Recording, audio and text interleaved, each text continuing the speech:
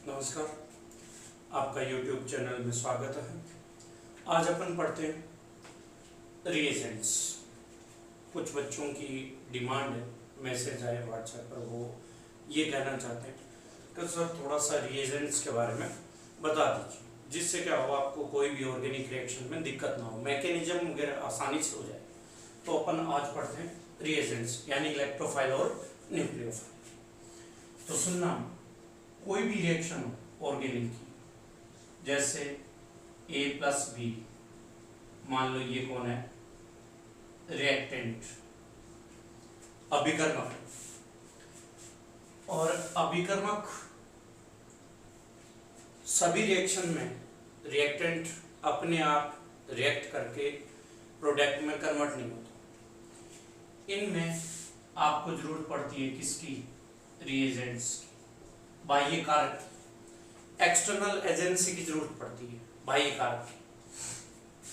Reagent जो external agency या बाह्य कारक जो होते हैं उनको अपन क्या कहते हैं, अभिकर्मक। External agency of a reaction, chemical reaction of organic called reagents. तो रिएक्टेंट अभिकारक अभिकर्मक की उपस्थिति में किस में कन्वर्ट हो रहा है, उत्पाद में, प्रोडक्ट में कन्वर्ट हो रहा है, उत्पाद में कन्वर्ट हो रहा है।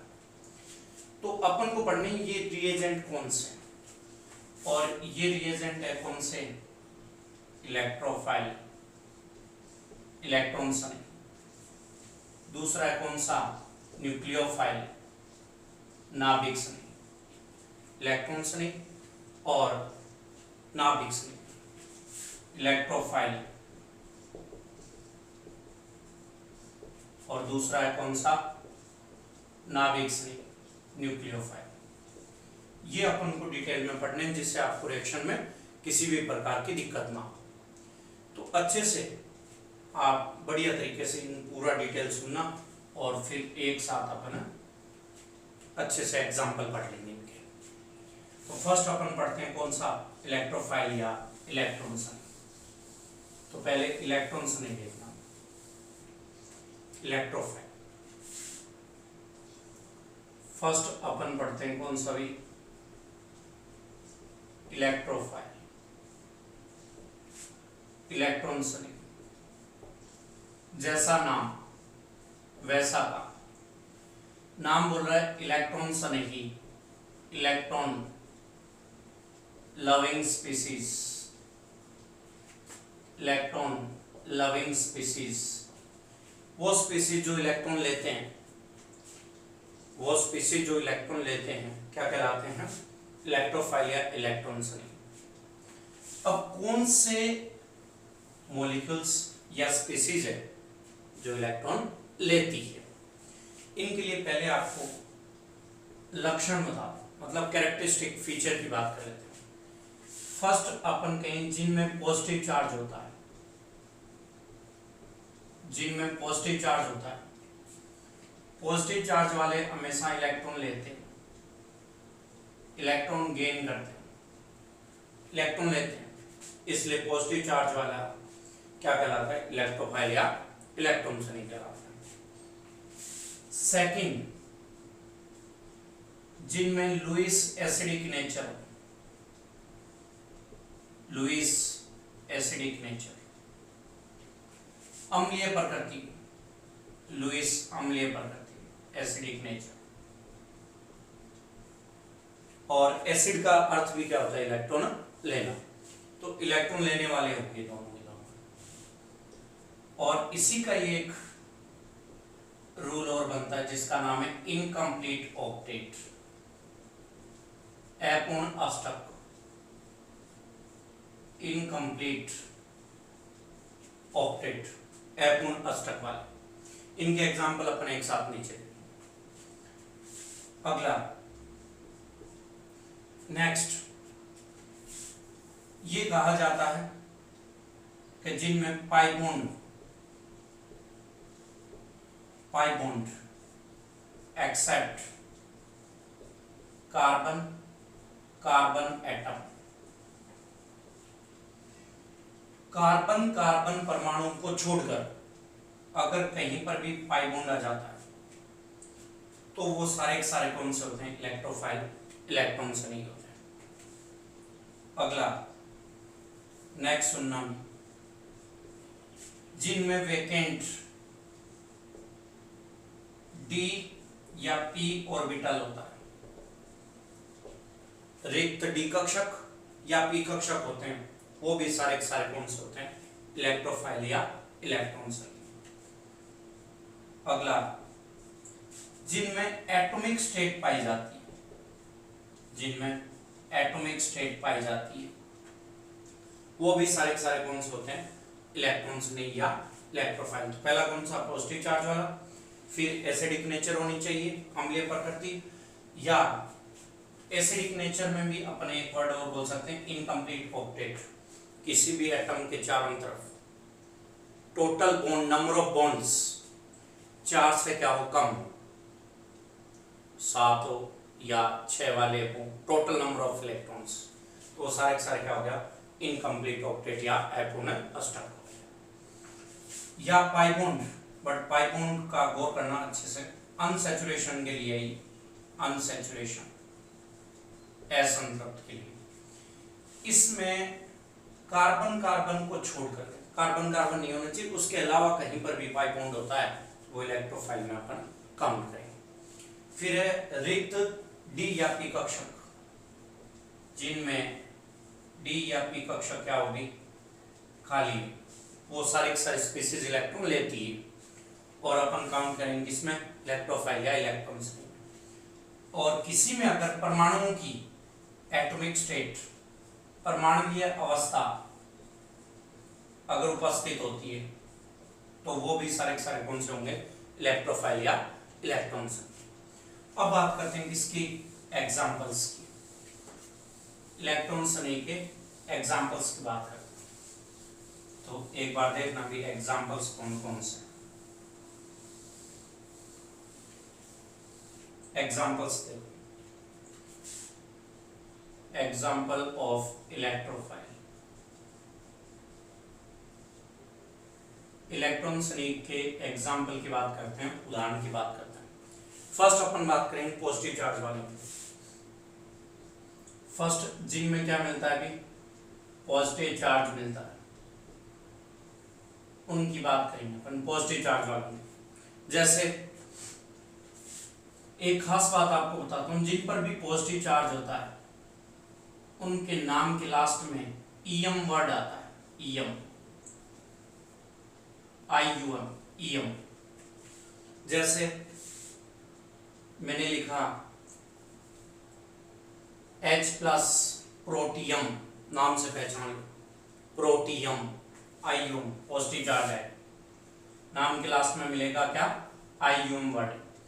H plus Cl plus chloronium, ईएम, ईएम आ रहा है, पॉजिटिव चार्ज है, इलेक्ट्रॉन लेने वाला है सारे सारे। Br plus I plus F plus हो नहीं सकता, फ्लोरीन पर पॉजिटिव चार्ज मिलेगा नहीं। इन तीनों पर फ्लोरोनियम, ब्रोमोनियम, आयोडीनियम। अगला NO2 प्लस, नाम है नाइट्रोनियम,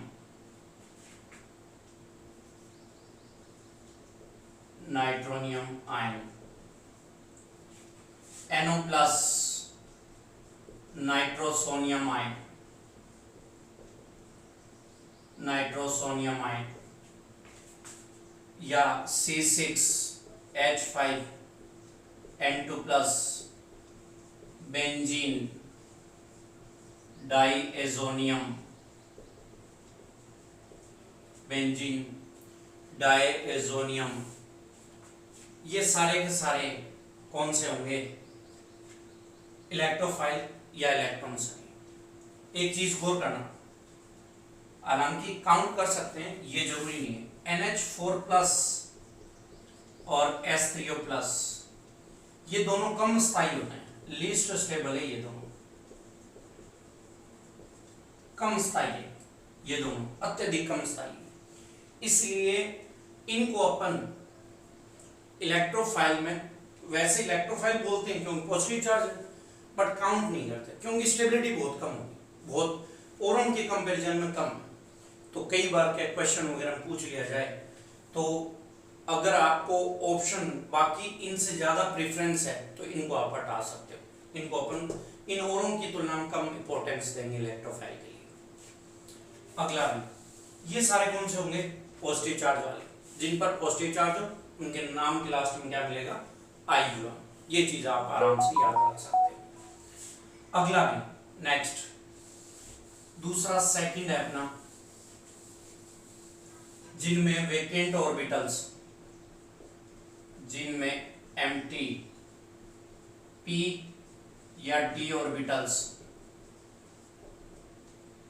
वो सारे के सारे भी कैसे हैं, इलेक्ट्रोफाइल या इलेक्ट्रॉन्स हैं। जैसे एग्जांपल की अगर अपन बात BF3 boron trifluoride, boron Z=5, P1, P खाली है इसमें, इलेक्ट्रॉन लेगा, इनकम्प्लीट ऑक्टेट भी इसका, अपूर्ण अष्टक भी है, 3 ही बॉन्ड है ना। अगला B2S6, BS3 भी लिखते हैं इसको, बोरोनीकरण या ऐसा बोल दूं हाइड्रोबोरोनेशन ऑक्सीडेशन नाम की जो रिएक्शन है एल्किन वाली, उसमें लेते हैं अपन काम किए, BS3। BCl3 बोरोन है, या BBr3 इसमें भी बोरोन है, AlCl3 Al सेम ही ग्रुप का 13वें ग्रुप का मेंबर है, P1 है दोनों में, AlBr3 एक्सेट्रा, या ZnCl2 या Cu2Cl2 या MnO या MnCl2 या NiCl2, FeCl3, SnCl2, d orbital खाली, d ऑर्बिटल खाली, d खाली, dv खाली, d खाली, d और d, ये d वाले एग्जांपल। बहुत सारे में तो वो लिखे हैं आपको जिससे माइंड में पिक्चर बन जाए, एक क्लियर इमेज बन जाए कि कौन से एग्जांपल हो सकते हैं। तो आपको चेक करने, अगर p खाली है तो भी इलेक्ट्रॉन्स नहीं है, और अगर d ऑर्बिटल खाली तो भी आप उसको क्या बोलोगे, इलेक्ट्रॉन्स नहीं है। ऐसे जो मैंने पीछे इसमें भी है और उसमें है, जैसे फ्री रेडिकल है, मुक्त मूलक वाले, वो भी एग्जांपल इसमें इंक्लूड कर सकते हो। मैं तो जो हाईलाइटेड, जिनको हाईलाइट किया जाता है वो वाले एग्जांपल बता रहा हूं आपको। हाँ जी, नेक्स्ट ये हो गए कौन से, रिक्त p या d कक्षक वाले। अगला नेक्स्ट देखो, अगला देखिए,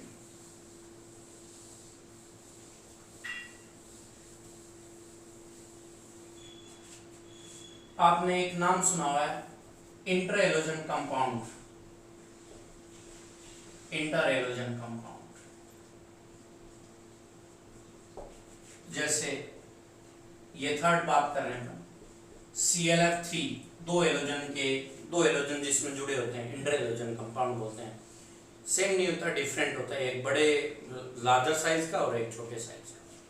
ClF3, ICl, IBr, ये सारे भी कैसे हैं, इलेक्ट्रॉन्स नहीं, इलेक्ट्रोफाइल। इसमें भी वही d वाला रूल लग रहा है।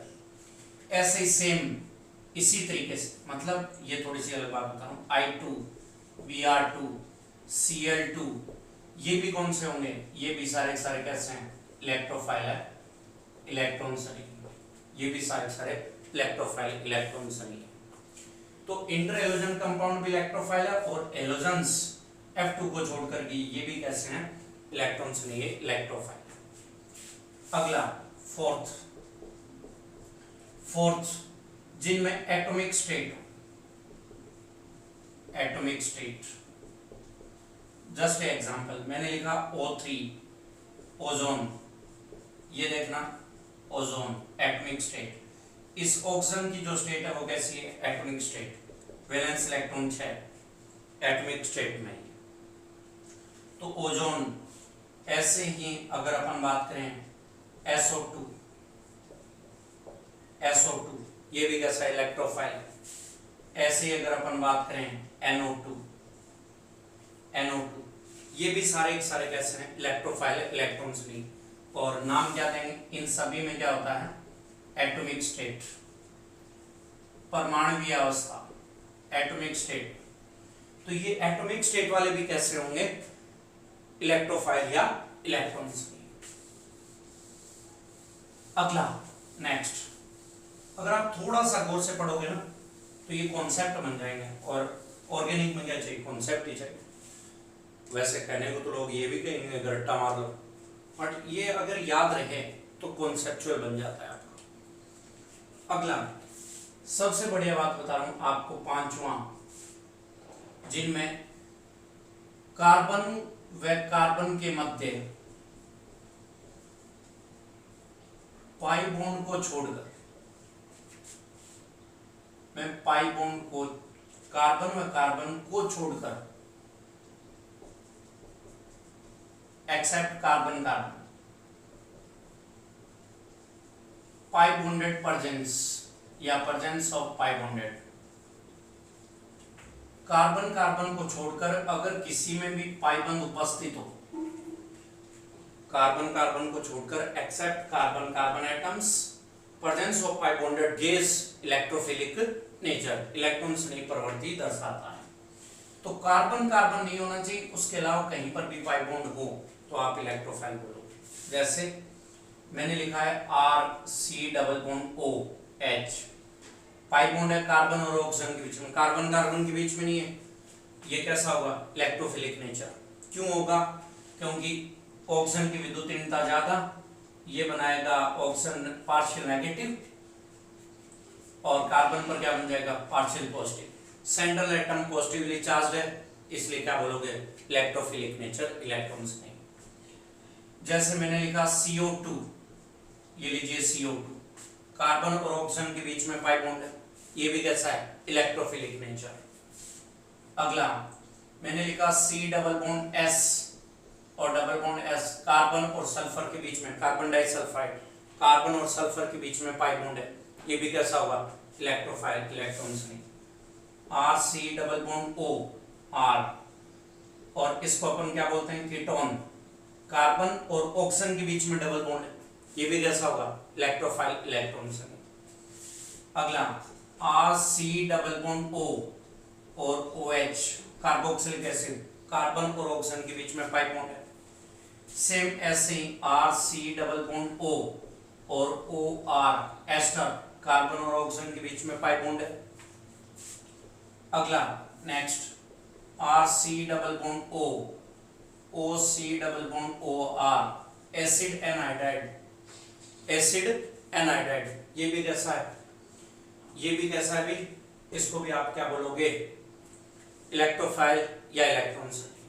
अगला मैंने लिखा SO3, SO3, सल्फर और ऑक्सीजन के बीच में डबल बॉन्ड है, इसको भी अपन क्या बोलेंगे, इलेक्ट्रोफाइल, इलेक्ट्रॉन्स नहीं।